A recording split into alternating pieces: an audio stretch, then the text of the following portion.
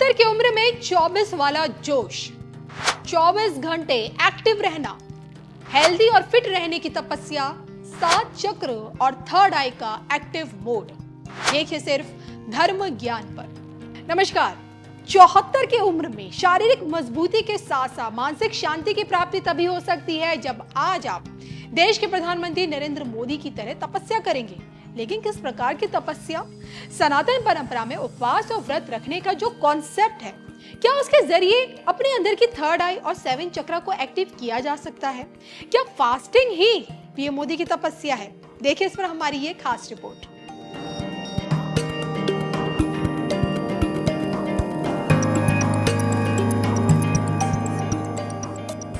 देश में हो या फिर विदेश में, शक्ति की भक्ति से सराबोर पीएम मोदी हमेशा व्रत रखते हैं। पीएम बनते ही जब मोदी जी को अमेरिका जाने का मौका मिला, वहां भी उन्होंने पूरे विधि विधान के साथ नवरात्रि का पालन किया।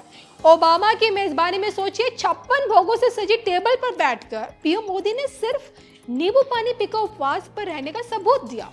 और शक्ति के प्रति पीएम मोदी की यही भक्ति देखकर अमेरिकियों की तो देखिए आंखें फटी की फटी रह गई। अन्न का एक दाना तक पीएम मोदी ने ग्रहण नहीं किया, लेकिन ना ही उनकी ऊर्जा में कहीं कोई कमी आई और ना ही सोचे उनके कामकाज में कोई रुकावट।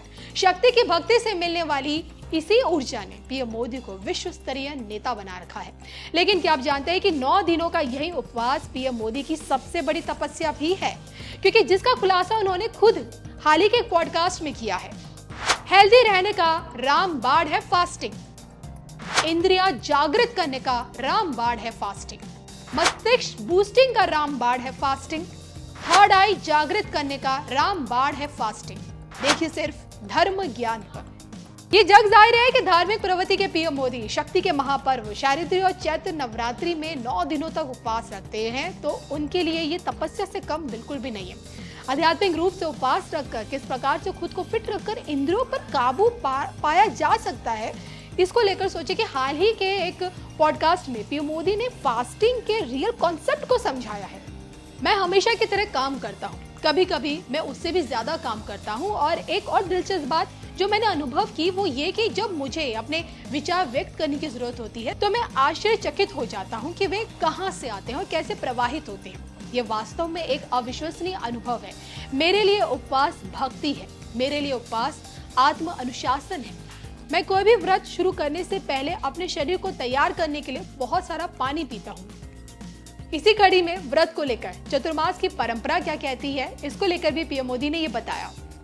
मानसून के मौसम में हम जानते हैं कि पाचन धीमा हो जाता है और इसलिए इस मौसम में भारत में कई लोग 24 घंटों के भीतर केवल एक बार भोजन करने की प्रथा का पालन करते हैं। मेरे लिए ये जून के मध्य से शुरू होता है और नवंबर के आसपास दिवाली के बाद तक चलता है।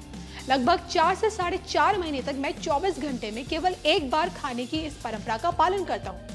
फिर भारत में नवरात्रि का त्योहार आता है जो आमतौर पर सितंबर या अक्टूबर में पड़ता है और इसी दौरान पूरा देश शक्ति भक्ति और आध्यात्मिक अनुशासन का त्योहार दुर्गा पूजा मनाता है जो 9 दिनों तक चलता है। 100 बात की एक ही बात यह है कि अगर उपवास सही मायने में किए जाएं तो ना सिर्फ खुद को फिट रखा जा सकता है बल्कि आध्यात्मिक चेतना पर भी काम किया जा सकता है। शरीर के 7 चक्रों को एक तरह से जागृत किया जा सकता है। हालांकि मेरा भी यही मानना है कि इसके लिए इच्छा शक्ति और निरंतर बने रहना बहुत ज्यादा जरूरी है।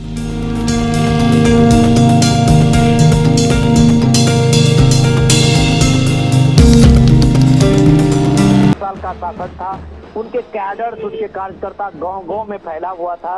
उसके बीच में नरेंद्र मोदी ने कैसे काम किया और किस तरह के संगठन को मजबूत करके 1995 का वो दिन था जब वहाँ पे विनोद जी आपको कुछ देर के लिए विनोद जी आपको कुछ देर के लिए रोकना चाहेंगे। अपने दर्शकों को बता दें कि प्रधानमंत्री ने अपना काफिला बीच में रोका है और काली माता मंदिर के दर्शन के लिए पहुंचे हैं यहाँ पर। और जिस आध्यात्मिक जुड़ाव की, जिस धार्मिक जुड़ाव की बात हम करते रहे हैं इसके पहले भी, वो प्रधानमंत्री का कनेक्ट जो है वो हर जगह दिखाई पड़ता है। और इस यात्रा के दौरान भी काली माता मंदिर में प्रधानमंत्री बीच में रुके हैं पूजा अर्चना करने के लिए। ये जो सीधी तस्वीरें हैं आप अहमदाबाद से उनके रोड शो के दौरान काली माता मंदिर में पूजा अर्चना के लिए प्रधानमंत्री नरेंद्र मोदी रुके हुए हैं। और ये प्रधानमंत्री का एक तरह से भक्ति भाव रहता है, जहां भी इस तरह के पवित्र पूजा स्थल है वहां प्रधानमंत्री जरूर जाते हैं। और आज की ही बात कर ले निखिल, आज जब कंकुरेज में जब प्रधानमंत्री वहां पहुंचे थे तो औघड़ बाबा मंदिर में प्रधानमंत्री गए थे, वहां भी उन्होंने पूजा अर्चना की थी और एक तरह से पूरे देश के कल्याण के लिए, राज्य के कल्याण के लिए और निश्चित तौर पर चुनावी जीत के लिए जरूर उन्होंने आशीर्वाद मांगा होगा। और ये एक तरह से बड़े संदेश की तरह है। जिस तरह से एक रैली में मुझे याद है प्रधानमंत्री ने इसी दौरान ये कहा था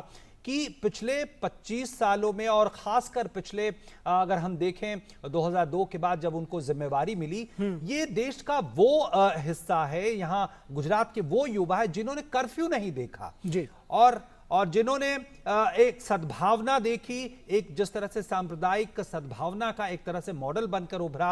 और प्रधानमंत्री इस समय काली मंदिर में मौजूद हैं और बाहर हुजूम है और आप दृश्यों में देख पा रहे होंगे निखिल, हमारे दर्शक भी, कि समाज के तमाम समुदाय के लोग वहां पे मौजूद हैं। बिल्कुल, ये बात आपने बिल्कुल सही कही ओपी की समाज के हर समुदाय के लोग वहां मौजूद है, हिंदू, मुस्लिम, सिख, ईसाई जिसको कहा जाता है कि हर वर्ग वहां मौजूद है और हर जाति धर्म के लोग मौजूद हैं, ऐसा ये देखकर लगता है। और क्या बच्चे, क्या बूढ़े, क्या बुजुर्ग, सारे लोग यहाँ मौजूद हैं, स्त्री पुरुष। तो ये जो लोकप्रियता है प्रधानमंत्री की, वो हर वर्ग में, हर जाति धर्म में और कहीं ना कहीं हर एज ग्रुप में दिखाई देती है। प्रधानमंत्री रुके हुए हैं काली माता मंदिर में दर्शन के लिए और बाहर एक बड़ा हुजूम उमड़ा हुआ है लोगों का प्रधानमंत्री की एक झलक पाने के लिए। जैसा कि ओपी आप कह रहे थे कि प्रधानमंत्री का जो एक धार्मिक आध्यात्मिक कनेक्ट है और जो उनका भाव है कि वो इस तरह के कहीं भी जो दर्शन होते हैं, पूजन होते हैं, उसका अवसर वो नहीं गंवाते। उसके साथ ही साथ एक बड़ी बात और भी है कि इस कनेक्ट को लोगों के का जो भाव है वो भी उन्होंने समझा है और यही वजह है कि लगातार आप देखिए, चाहे वो काशी विश्वनाथ कॉरिडोर की बात हो, चाहे वो महाकाल कॉरिडोर की बात हो या फिर केदारनाथ के पुनर्निर्माण हो, अयोध्या में भव्य राम मंदिर के निर्माण की बात हो, हर जगह पर जो वो एक पुनर्निर्माण, आध्यात्मिक उन्नयन की एक जो शुरुआत हुई है देश में, वो भी एक पुनर्जागरण, एक क्रांति की तरह है। क्या बिल्कुल, निश्चित तौर पर। और ये इस तरह से देखा जाना चाहिए कि प्रधानमंत्री जब मंदिरों में और इस तरह के धार्मिक स्थलों पे जाते हैं तो उन भावनाओं को छूते हैं जो तमाम लोगों की आस्थाएं इन जगहों से जुड़ी हुई हैं। और जब उनका पुनर्निर्माण होता है, जब उनका जीर्णोद्धार होता है, तो वो एक तरह से पुनर्जागरण की परिभाषा में बिल्कुल फिट बैठता है। और ये हम दर्शकों को फिर से एक बार बता दें, होती है जी बिल्कुल, और हम अपने दर्शकों को एक बार फिर से बता दें कि आज प्रधानमंत्री थोड़ी देर पहले अहमदाबाद के सर्किट हाउस से निकले हैं सरसपुर गांव के रास्ते में और इस बीच में उनका ये काफिला रुका है और काली माता मंदिर में वो पूजा अर्चना और एक तरह से मां काली से आशीर्वाद दे रहे हैं जी। इस पर विनोद मिश्रा जी हमारे साथ अगर जुड़े हुए हैं तो उनसे एक सवाल जानना चाहेंगे। विनोद जी, आप देख रहे हैं कि एक आध्यात्मिक सांस्कृतिक पुनर्जागरण उन्नयन की एक जिसको कहते हैं कि लहर सी चल पड़ी है देश में प्रधानमंत्री नरेंद्र मोदी की अगुवाई में। ये मंदिर में रुकना सिर्फ एक कोई साधारण बात नहीं है। प्रधानमंत्री सिर्फ यहाँ एक पूजन अर्चन के लिए नहीं रुके हैं, बल्कि लोगों के भाव को भी वो समझते हैं, पहचानते हैं और जो उनके अपने भाव हैं वो मंदिरों में प्रकट करते रहे हैं। जो तमाम मंदिर हैं उनका जीर्णोद्धार करना और उनका पुनर्निर्माण कराना, एक बड़ा जो लोगों की जन भावनाएं हैं, जो लोगों की भावनाएं हैं, उनको पहचानना, ये प्रधानमंत्री की एक विशेष खासियत रही है। लगता है विनोद जी हमारे साथ जुड़े नहीं हैं जी, लेकिन निश्चित तौर पर ये बेहद महत्वपूर्ण टर्मिनोलॉजी या कहें शब्दों का इस्तेमाल आपने निखिल किया है कि एक सांस्कृतिक पुनर्जागरण, ये उन करोड़ों लोगों की भावनाओं को छूता है जो अपने धार्मिक स्थल में अपनी आस्था को समाहित कर देते हैं। और प्रधानमंत्री जब इस तरह के धार्मिक स्थलों पर पहुंचते हैं और पूरी आस्था के साथ उस भाव से एकात्म हो जाते हैं, अपनी एकात्मता स्थापित करते हैं। और देखें कि चुनाव एक मौका होता है लोगों से बातचीत करने का, उनकी भावनाओं को समझने का, और जो देश के कल्याण के लिए, राज्य के कल्याण के लिए, लोगों के कल्याण के लिए जो कोशिशें वो कर चुके हैं, जो कर रहे हैं, उसको जनता को बताने के लिए ये एक तरह से एक तरह का जागरण है, एक तरह की जागरूकता भी है कि जो कोशिशें हैं आम लोग भी उसका हिस्सा है। और जब लोकतंत्र के इस महापर्व में आम लोग भागीदारी करते हैं तो उस प्रक्रिया को एक तरह से वो आगे बढ़ाते हैं।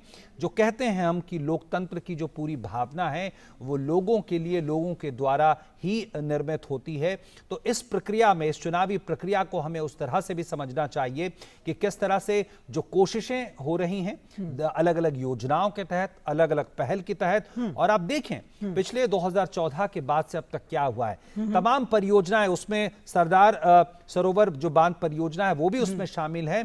कैसे वो 60 सालों से वो अटका रहा और उसके बाद जब मुख्यमंत्री बनते हैं नरेंद्र मोदी, उसके बाद किस तरह से उसमें गति आती है, सुप्रीम कोर्ट से भी निर्देश होते हैं और तमाम चीजों को रिकॉर्ड समय में लागू किया जाता है और 2017 में उसको राष्ट्र को समर्पित कर दिया जाता है। वो एक मील की पत्थर की तरह है। उसी तरह हमें गुजरात में साउनी परियोजना को भी याद रखना होगा कि किस तरह से जो सौराष्ट्र कच्छ का जो पूरा इलाका था, दक्षिण गुजरात का इलाका जो था, ये एक नए जीवन उनको मिला है, एक नए जीवन की तरह उन्हें मिला। और आप ये देखिए जो हुजूम दृश्य है देखिए लोगों का, ये अपने आप में बहुत कुछ बताता है। जी, ये दृश्य देखने लायक है।